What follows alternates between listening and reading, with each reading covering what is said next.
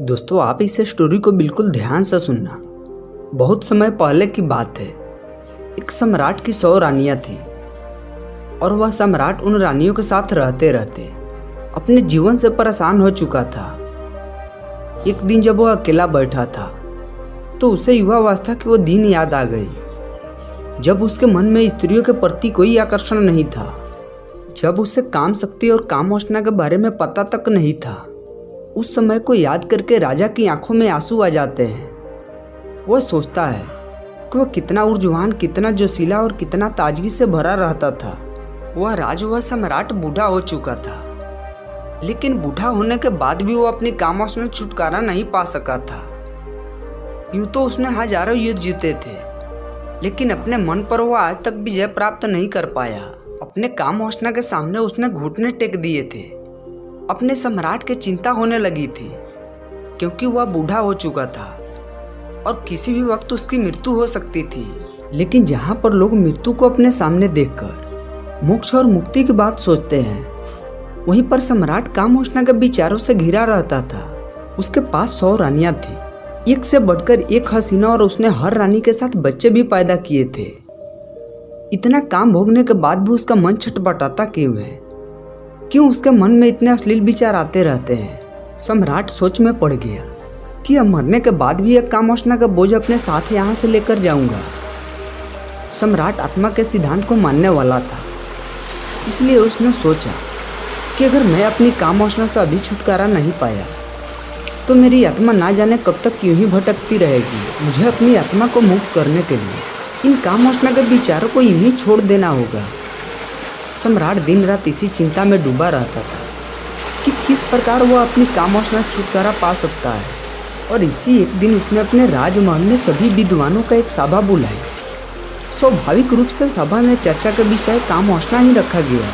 सम्राट ने अपने मंत्री से पूरे नगर में घोषणा करवा दी कि जो भी विद्वान राजा के मन को संतुष्ट कर पाएगा वह पूरे जीवन काल के लिए राजा का सलाहकार बनकर रहेगा। यह सुनकर नगर की सारे विद्वानों में एक होड़ लग गई थी। मंत्रिमंडल के द्वारा तय किए हुए दिन पर नगर के सारे विद्वान राजमहल में पहुंच गए। कोई अपने हाथ में वेद लिए हुए था तो किसी के हाथ में उपनिषद थे। ज्यादातर विद्वान राजा को वेद और उपनिषदों के द्वारा संतुष्ट करना चाहते थे। सभा में तर्क वितर्क शुरू हुआ। सम्राट ने सबसे पहला सवाल पूछा कि ब्रह्मचर्य का असली मतलब क्या होता है। कुछ विद्वानों ने जवाब दिया, जिस इंसान ने अपने जीवन में कभी भोग नहीं किया हो वही असली ब्रह्मचारी होता है। कुछ विद्वानों ने जवाब दिया, जिस इंसान ने अपने जीवन में कभी भोग नहीं किया हो वही असली ब्रह्मचारी होता है। दूसरे विद्वान ने इस बात का विरोध करते हुए बताया कि हो सकता है उसी इंसान ने भोग किया हो, लेकिन वर्तमान में आकर वो भोग को त्याग देता है, वह भी ब्रह्मचारी कहलाता है। और वास्तविकता में वही ब्रह्मचारी होता है जो भोग करने के बाद भी उसका त्याग कर देता है, वही ब्रह्मचारी कहलाता है। सम्राट को किसी भी विद्वान के उत्तर से संतुष्टि नहीं हो रही थी और इधर विद्वान आपस में तर्क वितर्क करने में लगे हुए थे। और तभी वहाँ पर एक अनोखा विद्वान पहुँचा और वह अपने साथ में बहुत खूबसूरत 2 युवतियों को लिए हुए था। उस विद्वान ने वहां पहुंचते ही पहले देरी से पहुंचने के लिए सम्राट से क्षमा मांगी और उसको देखकर बाकी सभी विद्वान हंसने लगे। उसमें से एक विद्वान ने सभा में खड़ा होकर कहा कि जो इंसान बहुत काम वासना से ग्रस्त हो वो दूसरों को काम वासना से छुटकारा कैसे दिला सकता है। इस पर विद्वान ने मुस्कुराते हुए पूछा कि तुम्हें ऐसा क्यों लगता है कि मैं काम वासना से ग्रस्त हूँ। उस विद्वान ने कहा, तुम हमें अंधा समझते हो क्या, या फिर हमें तुम बेवकूफ़ समझते हो? तुम यहाँ राजमहल में 2 युवतियों के साथ प्रवेश कर रहे हो, इसका मतलब क्या होता है? इसका अर्थ तो सीधा सीधा यही हुआ कि तुम काम वासना से ग्रस्त आदमी हो। अब तुम ही बताओ, क्या मैं गलत कह रहा हूँ? उस विद्वान ने मुस्कुराते हुए जवाब दिया कि महाशय, तुम जो 2 युवतियों की बात कर रहे हो वह दोनों मेरे बहनें हैं और वह भी मेरी तरह ही काम वासना की गहरी समझ रखती है। इस पर विद्वान ने सम्राट को संबोधित करते हुए कहा कि हे राजा, असली में ब्रह्मचारी वही होता है जिसकी नज़रों में एक पुरुष और एक महिला का अंतर हट गया हो। जब किसी इंसान का काम वासना खत्म हो जाती है, जो पूर्ण रूप से ब्रह्मचारी हो जाता है, उसके लिए सभी का शरीर एक इंसान का शरीर होता है। उसके अंदर किसी महिला को देखकर काम वासना के विचार उठना तो दो, वह फील भी नहीं कर पाएगा कि यह एक महिला है। उस ब्रह्मचारी के लिए हर एक जीव आत्मा एक प्रकार की ही होती है और वह शरीर रूप में उसमें भेद नहीं करेगा। उस विद्वान ने आगे बताया कि जो विद्वान यहाँ सभा में उपस्थित है, सभी को मेरे साथ यहाँ 2 युवतियाँ दिखाई दी। इससे यह तो स्पष्ट हो गया, यहाँ कोई भी ब्रह्मचारी का असली मतलब नहीं समझता है। अगर आप कुछ सीखने के पर्पज से इस वीडियो को देख रहे हैं तो आपसे हाथ जोड़कर रिक्वेस्ट है कि आप इस वीडियो को लास्ट तक जरूर देखें। सम्राट को यह विद्वान बड़ा ही अनोखा लगा। उसने तो ना वेद पढ़े ना कोई उपनिषदों का ज्ञान दिया। वह तो वही बातें बोल रहा है जो स्वाभाविक रूप से आदमी को समझ में आती है। इससे सम्राट ने प्रभावित होकर अगला सवाल पूछा कि आखिर में कि इंसान को ब्रह्मचारी पालन करने की क्या जरूरत है, कि जब वह भोग करके जीवन का आनंद उठा सकता है तो वह क्यों ब्रह्मचर्य पालन करे। इस पर विद्वान ने सम्राट से एक सवाल पूछा, सम्राट आप मुझे ये बताओ कि एक पेड़ ज़्यादा ताकतवर होता है या एक बीज।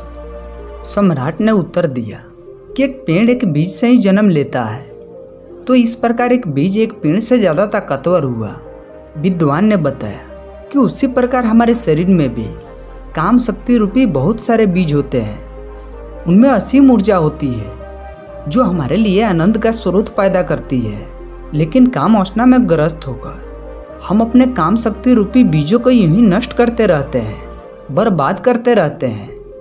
और उन बीजों को नष्ट हो जाने के कारण एक आदमी ढीला हारा हुआ और हमेशा थका हुआ सा रहता है। याद रखना, हमारे भोजन से हमारे रक्त बनता है, हमारा मांस हमारी हड्डी और आखिर में काम रूपी शक्ति बीज बोते हैं जो बहुत ही कम मात्रा में होते हैं। इसलिए अपने मन में उठने वाली काम वासना के लिए उन बीजों को नष्ट करना कहीं से भी तार्किक नहीं है।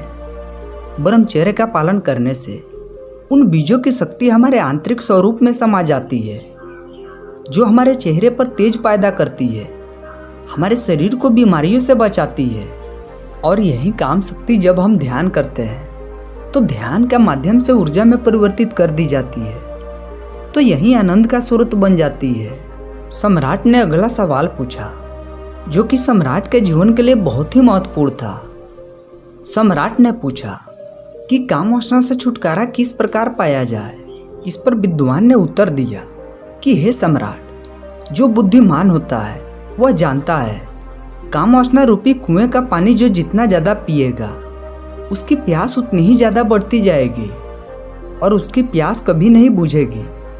इसलिए या तो कभी काम वासना रूपी कुएं का पानी पीना ही नहीं, और ग्रस्त जीवन के कारण मजबूरीवश उसे पीना भी पड़ जाता है तो सिर्फ एक कुएं का ही पानी पिए। उस विद्वान ने राजा को संबोधित करते हुए कहा कि हे राजन, आपके जीवन में आपने 100 रानियों से शादी की है, लेकिन यह तो आपने भी महसूस किया होगा कि जिसकी प्यास बुझनी होती है उसकी प्यास एक ही जगह से बुझ जाती है, लेकिन जिसकी प्यास नहीं बुझनी होती चाहे वह 100 स्त्री के साथ भोग कर ले, लेकिन फिर भी उसकी प्यास अधूरी ही रहेगी।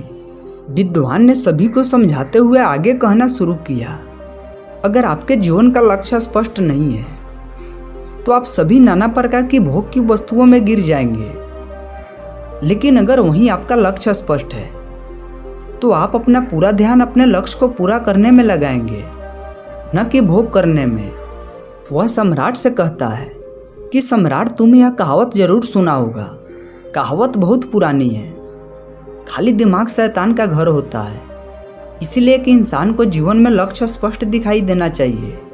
शुरुआती चरणों में काम वासना हमारे विचारों के द्वारा ही उत्पन्न होती है और हम अपने विचारों को ऐसी जगह पर लगाएंगे जिससे हमारा लक्ष्य पूरा हो सके, तो हमारे मस्तिष्क में काम वासना के लिए जगह ही नहीं बचेगी।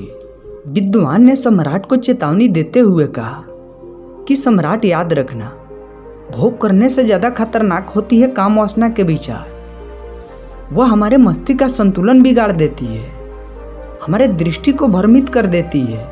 उस विद्वान ने सभा में सभी को एक कहानी सुनाते हुए कहा कि एक बार 2 सन्यासी भिक्षा मांगकर अपने आश्रम को आ रहे थे। उसे रास्ते में एक नदी पड़ती थी।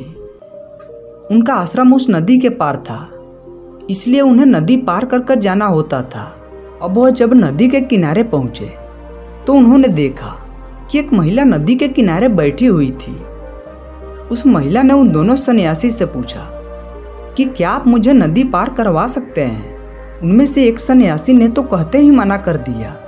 उसने तो अपने मन में सोचा, मैंने तो ब्रह्मचारी व्रत ले रखा हूँ, भला मैं किसी स्त्री को कैसे छू सकता हूँ। दूसरे सन्यासी ने मुस्कुराते हुए उस महिला को अपने कंधे पर बैठा लिया और अपने कंधे पर बैठाकर उसे नदी पार करवा दी। यह बात दूसरे सन्यासी को खटक गई। जब वह उस महिला को किनारे पर छोड़कर अपने आश्रम वापस आ रहे थे तो सन्यासी ने कहा, तुमने ये ठीक नहीं किया, तुम्हें उस महिला को अपने कंधे पर नहीं बैठाने चाहिए थे। जब वह उस महिला को किनारे पर छोड़कर अपने आश्रम वापस आ रहे थे तो सन्यासी ने कहा, तुमने ये ठीक नहीं किया, तुम्हें उस महिला को अपने कंधे पर नहीं बैठाने चाहिए थे। तुमने उसे नदी पार करवाकर बहुत बड़ी गलती कर दी है, इसलिए मैं तुम्हारी शिकायत गुरुजी से करूँगा। वह सन्यासी हंसते हुए कहते हैं कि मैं तो उस महिला को कभी को अपने कंधे से उतार चुका हूँ, लेकिन शायद तुम उसे अपने दिमाग में अभी तक बैठाए हुए हो। सभा में सभी लोग उस विद्वान की कहानी बड़ी ध्यान से सुन रहे थे। आखिर में विद्वान ने सम्राट को बताया कि सम्राट, उसी तरह हम अपने मन पर न जाने कितने बोझ लेकर चलते रहते हैं। कामुक विचार हमारे मन को उसी प्रकार मैला करते रहते हैं जिस प्रकार गंदा नाला पूरी नदी को मैला कर देता है। अगर तुम जीवन में आनंद चाहते हो, ऊर्जा से भरा हुआ महसूस करना चाहते हो, तो अपने मन के लिए पवित्र विचारों का रास्ता बनाओ। उस विद्वान ने सबसे महत्वपूर्ण बात कही कि अगर जीवन में किसी भी वस्तु का होशपूर्वक भोग किया जाए तो मन समझ लेता है कि अब वस्तु हमेशा के लिए आनंद नहीं दे सकती। हमारा मन समझ चुका होता है कि परम आनंद के लिए हमें कोई और रास्ता चुनना होगा। और जब मन इन बातों को समझने लगता है तो अपने आप ही उसमें से काम वासना के विचार विलीन होने लगते हैं। इसलिए होश में रहकर वस्तुओं का भोग करना सीखो, जिससे कि तुम उसके अति को समझ सको। यह सुनकर सम्राट ने प्रश्न किया कि होशपूर्वक भोग करने का तुम्हारा क्या मतलब है। इस पर उस विद्वान ने सम्राट को समझाते हुए उत्तर दिया कि जिस मनुष्य का चेतन एक काम को करने में पूरी तरह नहीं लग पाता है, वह किसी भी कार्य को परिपूर्ण नहीं कर पाता है। इसीलिए उस कर्म का फल हमें पूर्ण रूप से नहीं मिल पाता है। उदाहरण के लिए, जब एक मनुष्य दूसरे मनुष्य को दान देता है तो दान देते समय उसका मन किसी लक्ष्य की प्राप्ति के लिए सोच रहा होता है। उसी प्रकार जब कोई आदमी भगवान से प्रार्थना करता है तो पूरी चित्त से उनकी आराधना करने के बजाय अपनी इच्छा प्राप्ति के बारे में ही सोचता रहता है। सम्राट, तुम खुद सोचो, अगर कोई मनुष्य पूरे चित्त से काम करता ही नहीं है तो उसे उसके कर्म का फल कैसे प्राप्त होगा। यह असंभव सी बात लगती है। वह विद्वान सम्राट को समझाते हुए कहता है, जो जीवन में घटित हो रहा है उसे घटित होने दो, उसका ज़्यादा विश्लेषण मत करो। अगर तुम उसका विश्लेषण करोगे तो तुम्हारे दिमाग में हमेशा वही विचार चलते रहेंगे। तो जो घटित हो रहा है तुम्हें उसे घटित होने देना है। आखिर में तुम्हें यही अंतिम सत्य तक पहुंचा देगा। लेकिन जो कुछ भी घटित हो रहा है उसमें तुम अपना चित्त लगाओ। पूरा चित्त लगाओगे तो तुम्हारा ध्यान वहाँ पर लगेगा, और जब तुम्हारा ध्यान वहाँ पर लगेगा तो वही काम होशपूर्वक होने लगेगा। जागते हुए कोई भी कर्म करने से आदमी को पछताप हो ही नहीं सकता। पछताप तभी होता है जब हम सोए हुए कोई काम करते हैं और उसी प्रकार सोए सोए ही सोचते रहते हैं कि हमें काम वासना से छुटकारा पाना है। लेकिन यह सब संकल्प आदमी सोते सोते ही लेता है। जागृत अवस्था में संकल्प लेने की जरूरत ही नहीं पड़ती, क्योंकि खुली आंखों से जागते हुए कोई मनुष्य गलती कर ही नहीं सकता। इसलिए काम वासना से छुटकारा पाने के बजाय तुम यह सोचो कि होशपूर्वक कैसे जी सकते हो। और जब एक बार तुम होशपूर्वक भोग कर लेते हो तो उसके बाद तुम्हें खुद ही महसूस होगा कि यह कर्म तुम्हारे अंदर क्या बदलाव ला रहा है।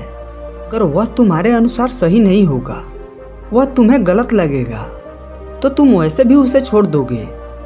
तुम्हें संकल्प लेने की जरूरत ही नहीं पड़ेगी, लेकिन होश की स्थिति तक पहुंचने के लिए तुम्हें ध्यान का मार्ग अपनाना होगा। ध्यान करने से ही आदमी की निद्रा टूटती है, वह जागृत अवस्था में आता है। जब वह जागृत अवस्था में आता है तो उसका चित्त एक काम को पूरी तरह से करने लगता है, और उसके बाद अगर हम किसी कर्म को होश पूर्वक कर लेते हैं तो हमारा मन उसके अति को समझने लगता है।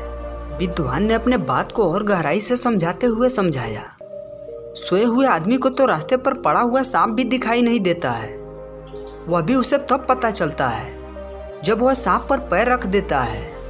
और इसी प्रकार हर इंसान कार्य करता है। जब रास्ते पर चलता है तो अपने विचारों में, भविष्य की योजनाओं में उसका मन हमेशा उलझा रहता है।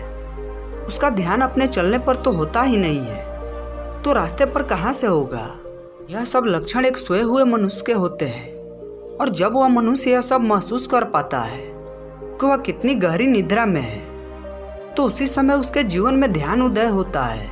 लेकिन सोए हुए इंसान को भला किस प्रकार दिखाई देगा कि वह सोया हुआ है। यह तो उसे आकर कोई बताए कि तुम सोए हुए हो, तब उसकी निद्रा टूटेगी। लेकिन ऐसे मनुष्य कम ही मिलते हैं जो हमें यह एहसास करवाते हैं कि हम कितनी गहरी निद्रा में हैं। हमारा मन भविष्य की योजनाओं और अतीत का एक दफ्तर बन चुका है। सम्राट उस विद्वान के उत्तरों से बहुत ही ज़्यादा प्रभावित हुआ, और सम्राट ने उस विद्वान को पूरे जीवन काल के लिए अपना सलाहकार बना लिया। दोस्तों, अगर हमारा प्रयास आपको 1% भी अच्छा लगा हो तो कृपया कर वीडियो को लाइक और शेयर जरूर करें, और ऐसे ही बेहतरीन वीडियोज को देखने के लिए अपने चैनल ब्रह्मचर्य साधना को सब्सक्राइब जरूर करें। धन्यवाद।